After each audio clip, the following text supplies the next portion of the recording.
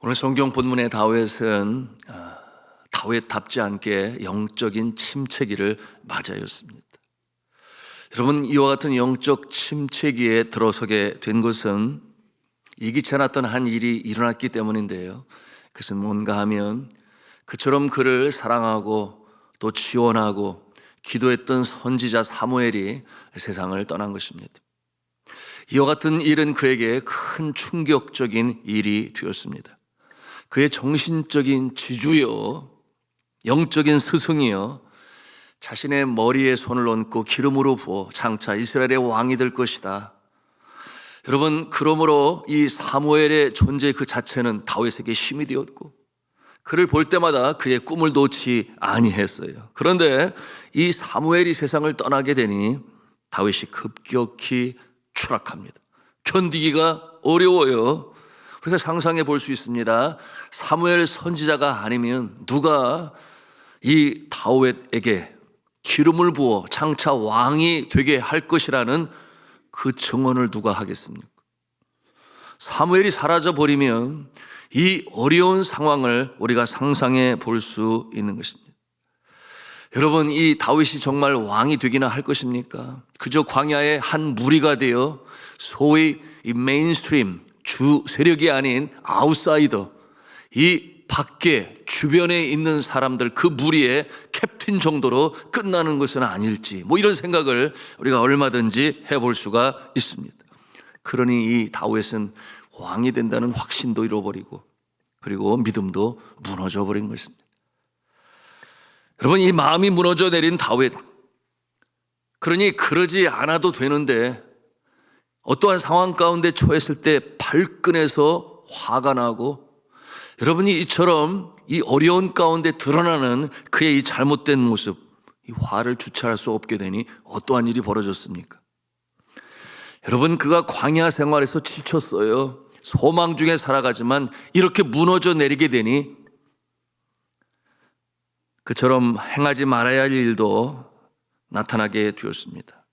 여러분, 광야에서 그가 600명의 사람들과 함께 공동체를 이루며 살아갈 때 가까운 곳에 한 거부가 살고 있었으니 그의 이름이 나발이요, 그의 아내 이름이 아비가일이었습니다. 그런데 얼마나 거부였는지 3,000마리나 되는 양을 키우고 그리고 1,000마리나 되는 염소를 키웠으니 그 당시에 굉장한 거부였죠. 그런데 이 부자인 나발이 반사 이익을 보는 것이에요. 뭐냐 하면 이 다윗과 그의 무리들이 600명이나 되는 자들이 그곳에 진을 치고 있게 되니 감히 도적이나 또는 강도가 그들의 양이나 염소를 훔쳐가지를 못해요. 이와 같은 반사 이익을 보는 가운데 이제 양의 털을 깎는 때가 되었다. 이때 이제 많은 수익을 얻게 되는 때가 된 것인데요. 그 털을 깎아서 카페트를 만들고 옷을 짜고 여러 가지 많은 수익을 얻을 수 있는 상태였습니다. 그러므로 다윗이 그와 같은 때에 이 나발에게 소년들을 보내서 부탁을 한 거예요. 이렇게 좋은 때, 이제는 추수가 아니라 수확을 거두게 되었으니까 좀 먹을 것을 선사해 달라, 이와 같은 내용으로 전하게 되었는데요. 오늘 말씀해 보니 소년이 10명을 보내요. 그런 부탁을 합니다. 7절과 8절의 내용이 바로 그런 내용이죠. 네. 그때 이 부자인 나발이, 그래 맞아, 내가 많은 덕을 입었지, 그러므로 이렇게 풍성한 수확을 거두게 되었지, 그러므로 그들에게 먹을 것을 나눠주어야지, 이렇게 생각을 한다면 얼마나 좋겠습니까? 그런데 그가 그러지 아니했어요. 여러분, 이 나발은 오히려 그 상황에서 하지도 말아야 할 이 무례한 말로 이 심기가 불편한 다윗의 그 마음을 찌르게 되었으니, 여러분, 이 다윗이 참지를 못해요. 뭐라고 말을 합니까? 우리 10절과 11절 말씀을 같이 읽도록 하겠습니다. 시작. 나발이 다윗의 사환들에게 대답하여 이르되, 다윗은 누구며 이새의 아들은 누구냐? 요즘에 각기 주인에게서 억지로 떠나는 종이 많도다. 내가 어찌 내 떡과 물과 내 양 털 깎는 자를 위하여 잡은 고기를 가져다가 어디서 왔는지도 알지도 못하는 자들에게 주겠느냐 한지라. 이건 아니죠. 네. 그처럼 자신이 안전하게 이 수확을 거두게 된 것은 바로 이 다윗과 그의 무들이 진치고 있었기 때문인데, 이와 같은 상황에서 뭘 보호해 주었느냐 이렇게 말을 하고 구두쇠의 마음으로 난 몰라라 하고 있어요. 뿐만 아니었죠. 다윗의 심글을 건드린 말이 뭐예요? 요즘에 각기 주인에게서 억지로 떠나는 종이 많도다. 이게 누구를 얘기하는 거예요? 주군인 사울 왕 그로부터 떠난 다윗, 이 다윗을 비꼬는 말 아니겠습니까? 주군인 사울 왕을 섬기지도 않고 떠나지 말라 그래도 억지로 떠나 도망자가 된 너 다윗 아니냐, 이렇게 아주 비꼬는 말로 그의 심기를 건드립니다. 이 말에 그처럼 마음이 넓고 장차 성군이 될 성품을 가지고 있는 이 다윗이 도무지 참지를 못해요. 군대를 이끌고 그를 죽이고자 합니다. 그러나 그와 같은 모습은 또 아닌 것이죠. 일개 폭력 집단의 모습처럼 떨어지게 된 것입니다. 우리 12절 13절 말씀을 또 같이 읽습니다. 시작. 이에 다윗의 소년들이 돌아서 자기 길로 행하여 돌아와 이 모든 말을 그에게 전하매 다윗이 자기 사람들에게 이르되 너희는 각기 칼을 차라 하니 각기 칼을 차매 다윗도 자기 칼을 차고 400명 가량은 데리고 올라가고 200명은 소유물 곁에 있게 하니라. 분노가 가시질 아니했죠. 여러분, 이와 같은 상태가 된 것은 미래에 대한 불확실성. 사무엘 선지자가 죽게 되니 그러면 나는 어떻게 되는 거지? 이와 같은 상황 가운데 엎친 데 덮친 격이다, 뭐 이런 말도 사용합니다만은, 이 상황 가운데서 이 분노가 터져나오는 이 다윗의 모습은 본래 그의 모습은 아니에요. 그는 의기가 충천한 아주 멋진 인물이었죠. 이처럼 작은 일에 살기등등한 모습은 아니었단 말입니다. 자, 성도 여러분, 여기서 우리가 배우는 영적 교훈은 무엇입니까? 여러분, 어떠한 경우에도 사람을 너무 의지하지 마시기 바랍니다. 이것은 이 땅에 살아가는 동안에 우리 믿음의 사람들이 꼭 알아야 될 영적 영성인 것이에요. 다윗의 영적 스승 사무엘, 그에게 기름을 부어주고 축복 기도를 해주었던 사무엘, 언제고 다윗의 응원자였죠. 그러나 이것이 너무나 중요한데요, 여러분, 이 다윗에게 꿈을 주고 다윗을 지키며 또한 그 꿈을 이루어가는 분은 사무엘이 아니에요. 여러분, 이와 같은 일은 그 연출자가 되신, 주관자가 되신 하나님께서 행하는 것입니다. 하나님께서 사람을 사용하시는 것뿐이에요. 그런데 이 사람을 너무나 의지하게 되다 보니 사라지고 말게 되자 그의 꿈도 사라지고, 이처럼 본래 성품도 아닌데 그 모습으로 인하여 살기등등한 존재가 되었어요. 제가 어렸을 때에 참 어머니의 사랑을 많이 받은 막내였죠. 네. 그리고 공부를 잘했으니까 1등 성적표 갖다 주면 이 병상에 누워 계신 어머니가 얼마나 환하게 웃으시는지 안아주실 때 그것이 좋아서 어린 마음에도 열심히 공부를 했어요.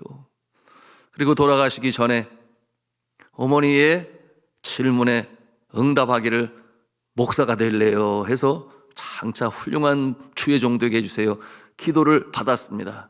그런데 그때만 해도 몰랐죠. 나이가 뭐 10살밖에 안 됐으니까. 그리고 몇 달이 지나서 어머님은 그렇게 훌쩍 주의 나라로 떠나시고 말게 되니, 문제는 무엇이에요?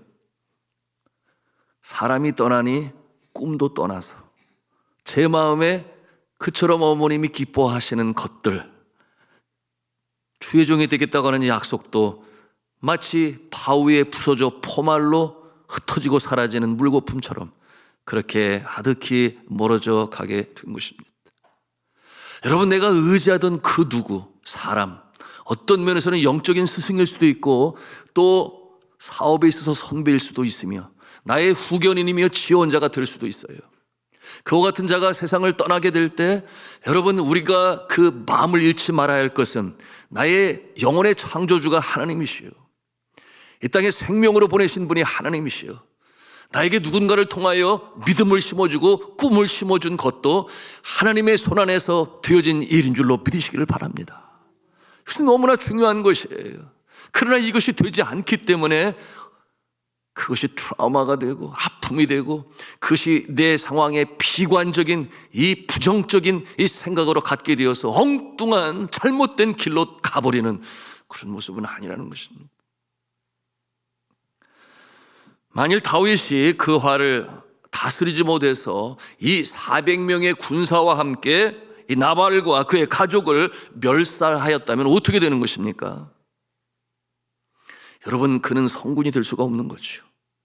그리고 그의 그 잘못된 죄는 성경에 기록되어 영원히 하나의 죄과로 하나가 또 추가되어서 오늘날까지 전해지게 될 것이었습니다. 여러분, 우리가 영적으로 이 침체될 때 그때가 위험한 것은 무엇이냐? 사탄이 그때를 노리고 있다는 거예요. 그 틈새를 타고 들어와서 우리의 마음에 또아리를 틀고 자리를 잡습니다. 그리고 엉뚱한 모습으로 발전시켜 나가게 되니 결국 그 마지막은 멸망이에요. 그러므로 성경은 잠언 4장 23절에 말씀하잖아요. 무릇 지킬 만한 것 중에 너의 마음을 지키라. 생명이 근원에 의해서 남이니라. 여러분, 이처럼 나의 삶의 이 환경의 주변에 특별히 의지하던 자가 사라질 때 여러분의 마음이 주를 향하여 집중하고 이때가 더 기도해야 할 때이다. 주의 위로하심과 주의 손길을 통하여 다시금 일어서실 수 있기를 주님의 이름으로 축복합니다. 다윗이 화가 치매로 칼을 차고 그 마을로 몰려갈 때 그 나발의 교만한 모습을 본 자가 있었으니 그 집의 하인이었죠.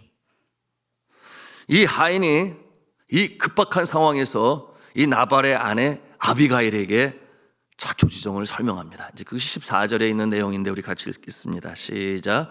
하인들 가운데 하나가 나발의 아내 아비가일에게 말하여 이르되 다윗이 우리 주인에게 문안하러 광야에서 전령들을 보냈거늘 주인이 그들을 모욕하였나이다.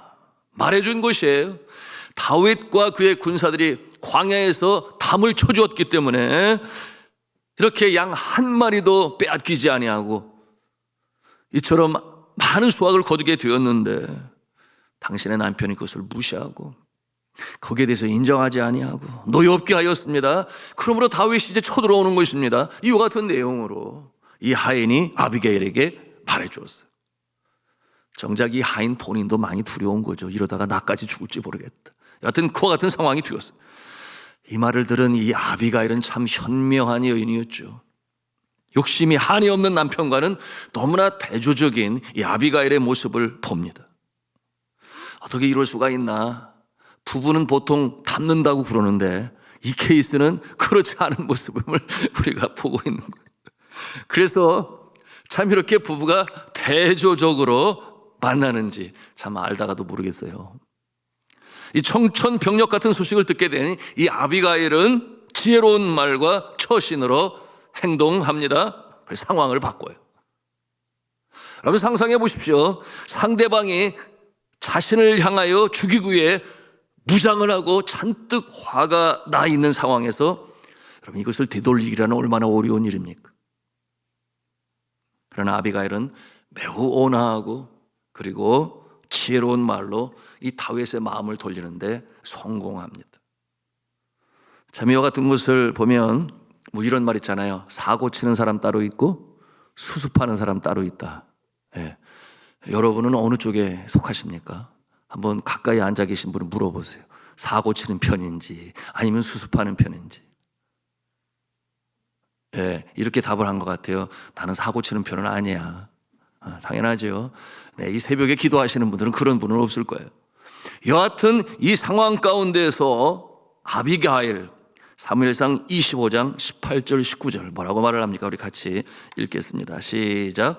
아비가일이 급히 떡 200덩이와 포도주 2가죽 부대와 잡아서 요리한 양 5마리와 볶은 곡식 5세야와 건포도 100송이와 무화과 뭉치 200개를 가져다가 나귀들에게 싣고 소년들에게 이르되 나를 앞서가라, 나는 너희 뒤에 가리라 하고 그의 남편 나발에게는 말하지 아니하니라. 이럴 경우에는 말하지 않는 게 나은 거죠. 우선 살고 봐야 되는 것 아니겠습니까? 가다가 분에 차서 오고 있는 이 다윗과 그의 무리를 향하여 또한 이 아비가일, 그가 어떤 태도를 취하는지 우리 24절 25절 말씀 같이 읽겠습니다. 시작. 그가 다윗의 발에 엎드려 이르되 내 주여 원하건대 이 죄악을 나 곧 내게로 돌리시고 여종에게 주의 귀에 말하게 하시고 이 여종의 말을 들으소서.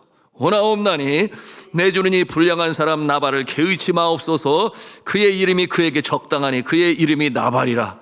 그는 미련한 자니이다. 여종은 내 주께서 보내신 소년들을 보지 못하였나이다. 정말 대단히 지혜로운 여인이죠. 그 많은 곳으로, 어쩌면 다윗이 기대했던 것보다 더 많은 곳으로 그들을 위로하고 격려하며 또 이렇게 겸손한 자세로 용서를 간구하니 다윗이, 여러분 다윗이 본성이 그런 사람이 아니잖아요. 어떻게 이 상황 가운데서 이 나발의 이 가족들, 식구들을 죽이겠습니까? 그러지를 아니했죠. 그제야 이 다윗이 정신을 차리는 거예요. 자칫 잘못하였으면 큰 화가 임할 것이었는데 이 상황을 피하게 되었습니다. 여러분, 자신뿐만 아니라 자신의 민족을 향하여 큰 죄를 범할 뻔한 그 상황에서 여러분 다윗은 이제 정신을 차리고 그 상황 가운데서 자신의 본성의 모습으로 돌아서는데, 여러분 이것도 누가 하는 것이에요? 하나님께서. 상황, 환경, 여건, 조건 주장하시는 하나님께서 다윗을 성군으로 세우시기 위한, 그러므로 이 아비가일의 입술을 통하여, 행위를 통하여 보호하시는 하나님의 손길이에요. 여러분, 이 범죄자가 될 뻔했던 이 다윗의 고백 32절 33절 뭐라고 합니까? 우리 같이 읽습니다. 시작. 다윗이 아비가일에게 이르되 오늘 너를 보내어 나를 영접하게 하신 이스라엘의 하나님 여호와를 찬송할지로다. 또 내 지혜를 칭찬할지며 또 내게 복이 있을지로다. 오늘 내가 피를 흘릴 것과 친히 복수하는 것을 네가 막았느니라. 여러분, 이 말씀에서 가장 키워드가 무엇이겠어요? 가장 중요한 말이 무엇이겠어요? 내가 이 살육과 이 보복의 현장에서 이 일을 막으신 분이 누구시라는 거예요? 오늘 말씀해 보니 여호와 하나님께 찬송할지어다. 여호와 하나님께서 이 상황 가운데 친히 가입하셔서 이 살육의 상황에서 너와 나를 건지셨도다. 이것이 바로 다윗의 고백인 것입니다. 그러므로 사랑하는 성도 여러분, 우리가 어떠한 어려운 일에 처했을 때, 맞닥뜨렸을 때 나의 힘, 나의 능력, 나의 지혜, 나의 경험 아니요, 하나님께 맡기시기를 바랍니다. 하나님께 그 상황에 개입하셔서 가장 선한 상황으로 인도하시고 이끌어 가실 수 있도록, 또한 다윗이 고백한 것처럼 내 원수의 목전에서 내게 상을 베푸시는 하나님, 내가 아니라 하나님께서 그 상황 가운데 친히 개입하신다. 누구에게? 평소에 주를 의지하고 그를 믿고 따르며 하나님이 주신 꿈을 가슴에 담고 그 사명을 감당하기 위하여 오늘을 살아가는 사람, 여러분 하나님께서 지키시고 하나님께서 보호하셔서 마침내 이 땅에 생명으로 보내신 그 역사를 이루시는 좋으신 여호와 하나님 아버지신 줄로 믿으시길 바랍니다. 결국 하나님의 손이 어떻게 하시는가? 나발의 생명을 걷어가십니다. 하나님께서 걷어갔어요. 다윗이 걷어가는 것이 아니라 이 일로 다윗의 그 손에 피를 묻히지 않게 하시는 하나님. 사울 왕도 마찬가지 아니었어요? 우리가 어제 나누었나요? 죽일 그 상황 가운데서 내 손에 피를 묻히지 않겠다. 그러므로 하나님께서 이 다윗 보호하셔서 잘못하였으면 이 광야의 광폭한 무리의 캡틴, 이 대장이 되어서